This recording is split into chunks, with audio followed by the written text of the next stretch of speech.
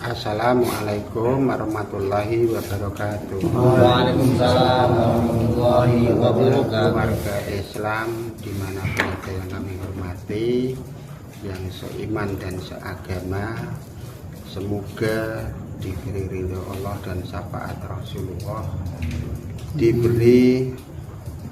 dijadikan orang-orang yang ahli kos, dilebihkan dari kodratnya, diberi ilmu laduni, diberi ilmu hijab, menjadi orang-orang yang tertuntun dan selalu mendapat rahman rahim Allah urusan dunia maupun akhirat. Al-Fatihah.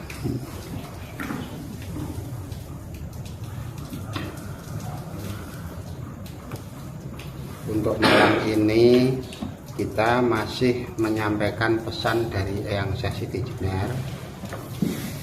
Yang pertama, di dalam kisah perjuangan Eyang Syekh Siti Jenar, asal mulanya dia adalah memisahkan antara budaya, adat dan agama, keyakinan, berbagai paham. Itu semasa Eyang Syekh Siti Jenar itu diutamakan.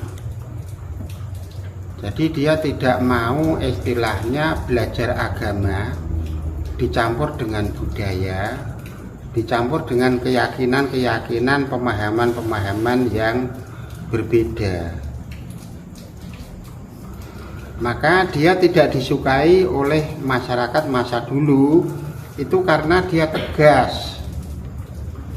Intinya dia belajar agama ya agama, tidak mau dicampuri dengan budaya yang lain dan tidak mau dicampuri dengan keyakinan-keyakinan yang lain.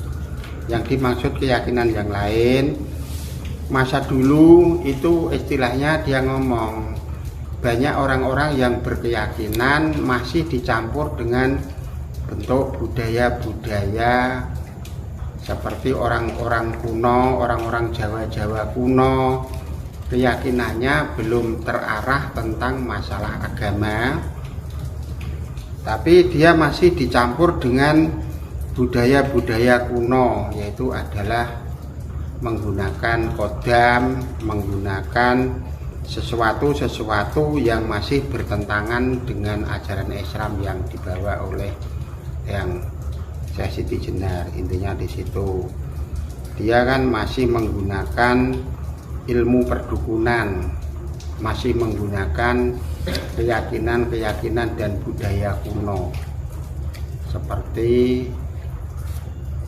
istilahnya mencintai benda-benda demi kekuatan-kekuatan yang lain di luar kekuatan Allah. Intinya di situ. Terus semasa Eyang Sunan Kalijaga sampai terjadi kontroversi, Eyang Sunan Kalijaga itu berdakwah menggunakan budaya-budaya yang ada. Emang dia termasuk ada titik persilangan di dalam perjuangannya, sampai dikisahkan sampai jauh intinya. Sebab kalau Sunan Kalijaga itu memasukkan ajaran Islam menggunakan budaya Jawa, termasuk ada wayang dan seterusnya. Maka teman-teman kita sampai sekarang itu dakwah menggunakan istilahnya budaya lelucon, terus budaya-budaya yang lain sebagai pelawak, bisa biar lucu dan seterusnya. Itu semuanya itu dulunya itu adalah mengacu perjuangan Eyang Sunan Kalijaga. Tapi kalau yang kita memahami Islam mengacu dalam budaya Eyang Syekh Siti Jenar, ya dia tidak berani, dia terlalu lugu, maka kurang dicintai oleh masyarakat. Titik persilangannya adalah di situ. Terus sekarang untuk memisahkan antara budaya Jawa, budaya seni yang dibawa oleh Eyang Sunan Kalijaga, sampai sekarang pun tidak bisa dipisahkan. Malah semakin besar, arahnya semakin jauh. dulunya untuk istilahnya menarik perhatian orang-orang supaya bisa memeluk agama Islam. Tapi ternyata budaya tersebut adalah kebablasan menurut pemahaman yang ada. Itu adalah budaya kebablasan. Nah, semasa Eyang Siti Jenar tidak mau dakwah menggunakan metode-metode yang seperti itu, maka antara Eyang Siti Jenar dan Eyang Sunan Kalijaga banyak titik persilangan. Tapi itu adalah untuk kisah perjalanan para wali. Tapi bagi kita, semua persilangan itu adalah ilmu, semua perbedaan adalah ilmu. Jadi tidak boleh mengikuti istilahnya mencela satu sama lain. Ini aliran wali ini aliran wali ini, tidak usah.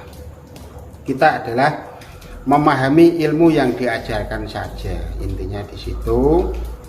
Jadi antara Eyang Sunan Kalijaga dan Eyang Siti Jenar itu banyak perbedaan, intinya di situ. Kalau Eyang Siti Jenar dibedakan, dia mengajarkan Islam khusus, jangan dicampuri budaya yang lain. Terus dia mengajarkan akhlak, roh dan jiwa yang seperti dipesankan di sini. Itu lama sekali. Dia membentuk Islam itu dari karakter. Setelah karakter Islam itu terbentuk, baru menginjak agama. Jadi yang diajarkan oleh Eyang Siti Jenar pada waktu di bumi pantai utara, dia itu adalah membentuk karakter manusia lebih awal. Setelah karakter manusia di sekitarnya pantai utara itu terbentuk, baru dia mengajarkan agama. Jadi yang dibangun pertama adalah karakter, roh dan jiwa. Sebab dia memasukkan karakter Islam, ilmu roh dan jiwa Islam itu kalau karakternya tidak terbentuk lebih awal, menurut pemikiran dia itu adalah kurang berbobot. Nanti malah agama dijadikan budaya. Sebab kalau sudah terjadi agama dicampur budaya, itu repot untuk memisahkan mana yang budaya, mana yang agama, mana yang paham keyakinan, mana yang agama, terus repot. Dikira Islam itu mempunyai karakter, mempunyai perjalanan yang sudah ada pada waktu itu. Dia sudah khawatir Islam yang dibawa Rasulullah harus mutlak satu jalur perjalanan. Tentang keyakinan biar ada, tapi namanya keyakinan. Terus budaya-budaya yang ada biar berjalan, tapi pada jalan tersebut harus ada pemisah. Yang dimaksud dia maksudnya seperti itu. Sejak dulu kesenian juga berjalan, tapi dalam jalur kesenian.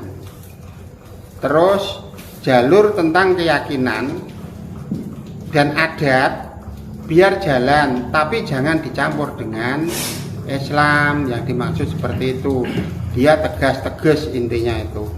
Sebab nanti di akhir zaman perjalanan Islam itu supaya murni. Inilah ajaran Islam, inilah adat, inilah budaya, biar jelas. Sebab kalau sudah terlanjur untuk memisahkan susah.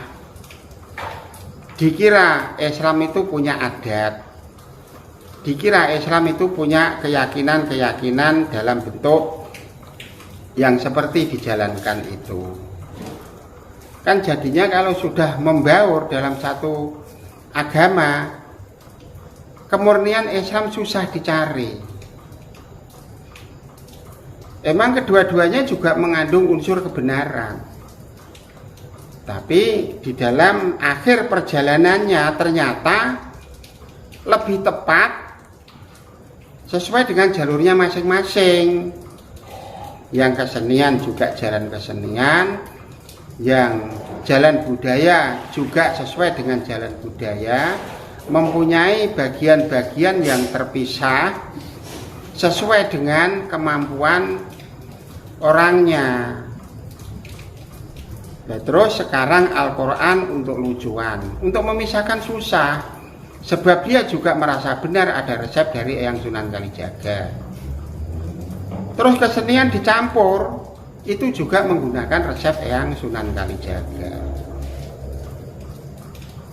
Jadi intinya titik persilangan di antara dua wali itu semuanya benar. Tapi untuk masa sekarang ini, terus Islam yang asli itu yang mana? Susah.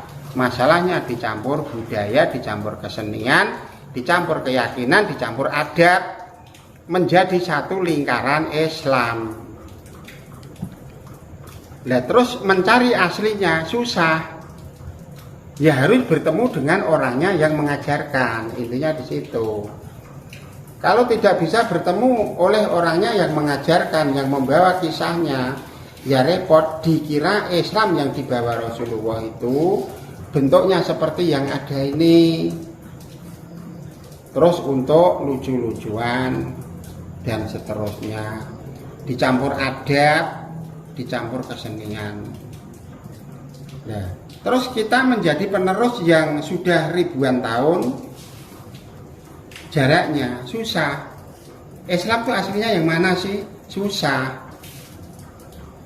Sebab sudah tercampur antara kesenian, budaya, adat, dan keyakinan, dan berbagai macam bentuk pemahaman-pemahaman sebelum Islam masuk. Untuk memisahkan susah. Maka ada istilah kejawen, ada istilah keyakinan, tentang ilmu-ilmu perdukunan dan seterusnya. Semuanya itu ada jalurnya. Cuma untuk memisahkan susah. Terus dikira Islam itu mempunyai keyakinan-keyakinan yang mengandung unsur kodam, unsur iblis, jin, setan. Padahal itu sudah jalur lain. Tapi untuk memisahkan bagi kita semua susah. Terus intinya gimana? Seperti kita sendiri ini, itu biar berjalan masing-masing sesuai dengan hati nurani yang melakukan. Sebab di dunia kita punya rumus, dunia itu adalah penuh kebebasan. Tidak usah istilahnya mencampuri satu sama lain. Kita mengambil jalan untuk memisahkan hal-hal yang seperti itu. Kita harus bisa menyikapi, menyadari, mencari titik-titik garis-garis pembatas supaya kita nanti Islamnya terselamatkan. Jangan langsung dicampur. Itu juga semua ada rumusnya, tidak ada salahnya. Cuma cara memisahkan sulit. Terus sekarang untuk menjabarkan Al-Quran kan susah. Sebab ada percampuran budaya-budaya yang sangat banyak. Padahal budaya itu tidak boleh ditinggalkan. Sebab itu adalah pewaris zaman dulu, diwariskan juga. Intinya aslinya itu menjadi orang Islam masa kini itu susah. Sebab antara persilangan Eyang Sunan Kalijaga dan Eyang Syekh Siti Jenar. Eyang Syekh Siti Jenar menggunakan jalur khusus, Eyang Sunan Kalijaga menggunakan jalur bentuk mudikasi, istilah sekarang, supaya sama-sama berjalan. Ternyata Eyang Sunan Kalijaga juga berjalan baik. Eyang Syekh Siti Jenar yang dulunya sangat tenggelam, sekarang juga sudah mulai diluruskan.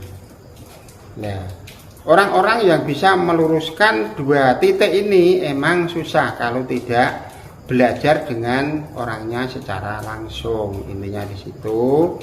Maka kita jadi orang-orang yang bisa bertemu antara kisah dua eyang wali-wali besar, itu intinya sangat beruntung. Maka kita jadi orang harus sadar diri, jangan menyalahkan satu sama lain, sebab semuanya itu ada rumus dan budayanya, dan ada yang mencontohi wali-wali luwah di atas kita itu sebetulnya seperti itu. Maka kita sadar diri siapa sih kita. Yang penting meluruskan roh dan jiwanya mencapai ridho Allah dan syafaat Rasulullah, akhirnya mencapai Rahman Rahim Allah yang sebenarnya. Saya kira apa yang kita sampaikan menjadi kisah kecil, ada manfaatnya bagi perjalanan kita untuk menuju arah ke depan. Saya kira cukup sekian. Wassalamualaikum warahmatullahi wabarakatuh. Waalaikumsalam.